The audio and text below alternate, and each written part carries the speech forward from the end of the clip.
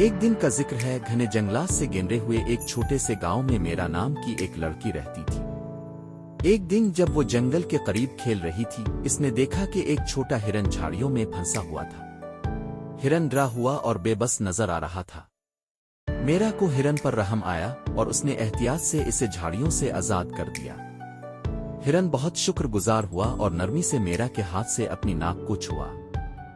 इस दिन से हिरन और मेरा बेहतरीन दोस्त बन गए। हर सुबह मेरा हिरन के लिए फल लाती और बदले में हिरन इसे जंगल के खुफिया रास्ते दिखाता।